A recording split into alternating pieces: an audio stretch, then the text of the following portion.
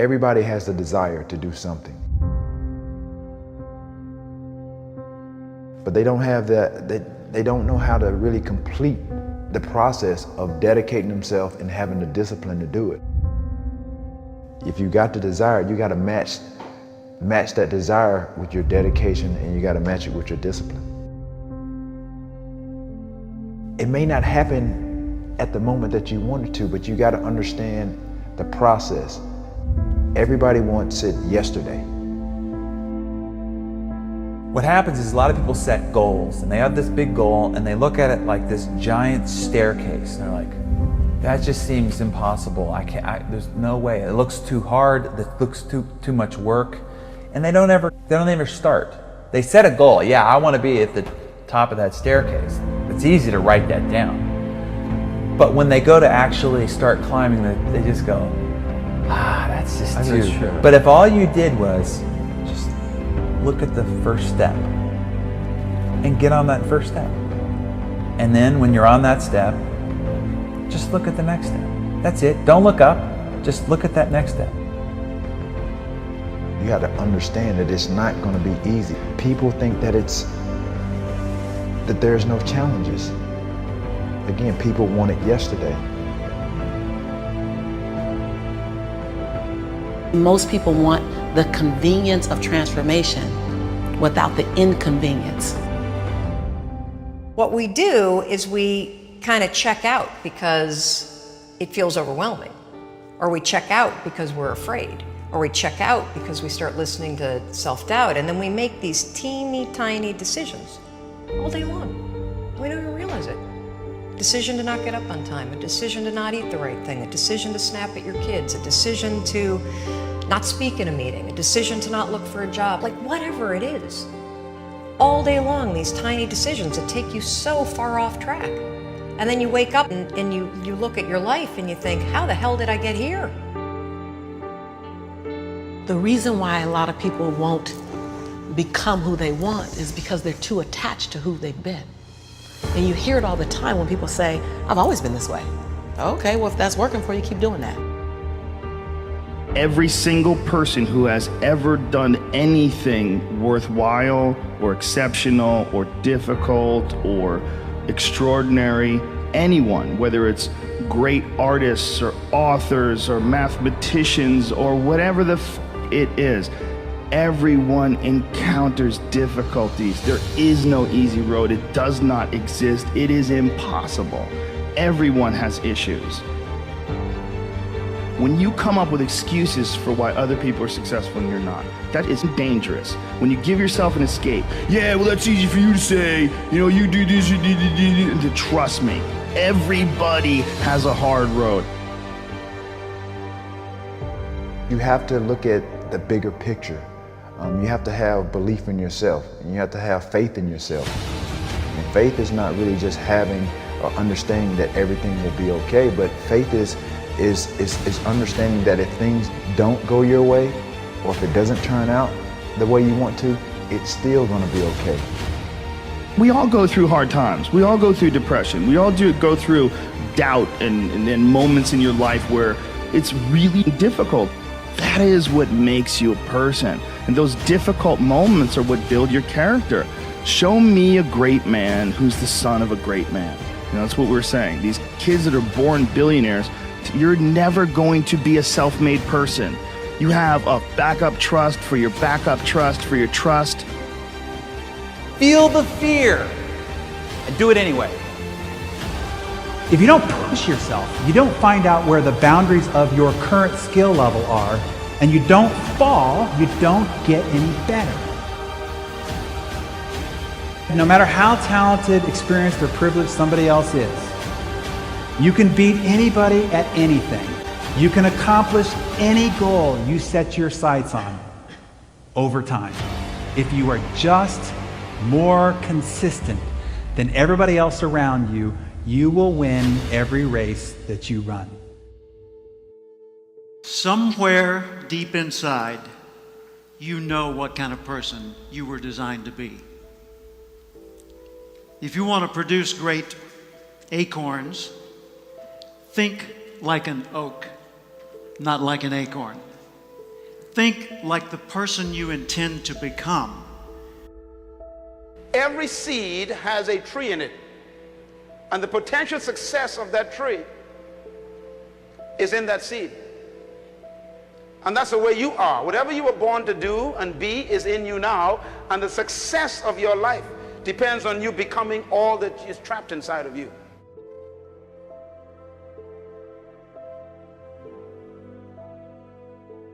What kind of seed is in you?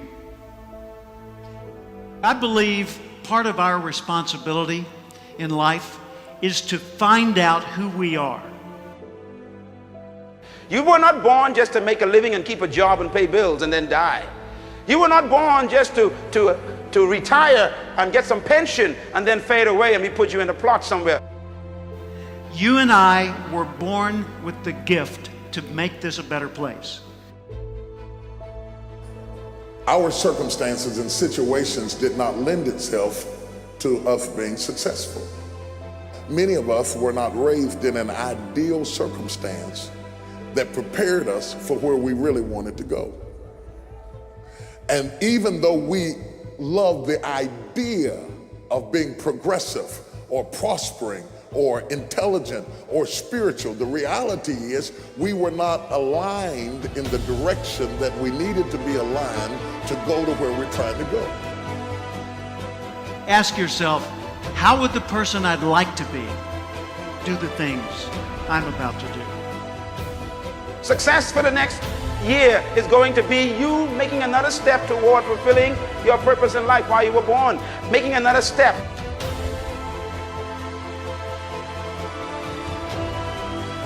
Work to your potential, not your quota. If you want to stay really motivated, if you want to answer the question to why people that have already made it keep pushing, it is because they don't operate on quotas, they operate off potential. They're driven to reach their potential. This is also tied to their ethical obligation. They know what they're capable of. Nobody can tell you what you're capable of. You're the only one that knows. Work to your potential, not just a quota, and I promise you, you will be on fire day and night. I never expected to be anything but ordinary. I was raised to be nice and ordinary. I expected I would grow up to be, my dad worked for the phone company. I figured I'd go to work for the phone company, maybe work in an office. I figured I'd work till 65. I'd have 1.34 kids.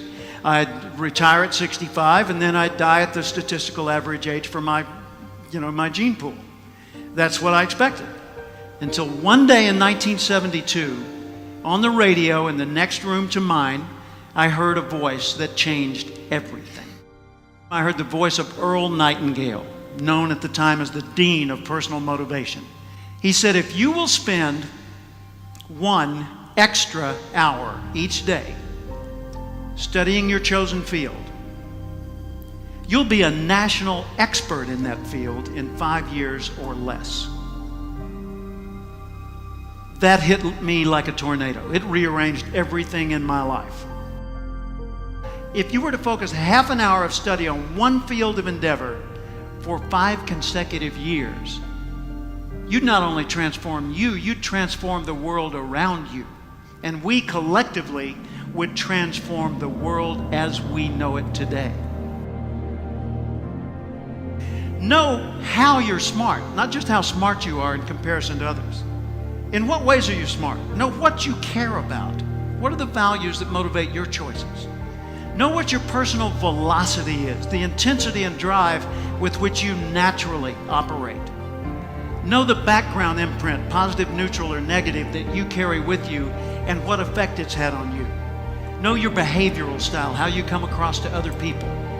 Know the patterns in your choices so that you're continually learning more and more about what it's like to be you so you can do an even better job of it.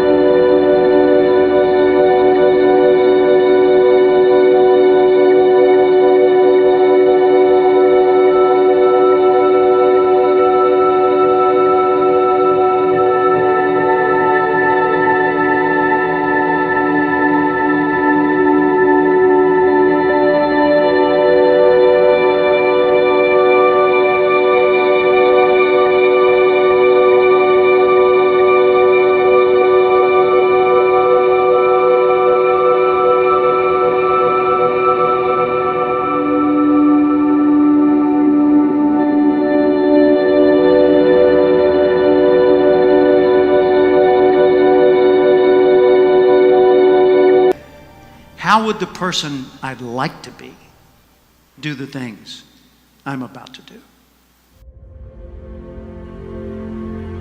If you want to be successful in life, do not seek success.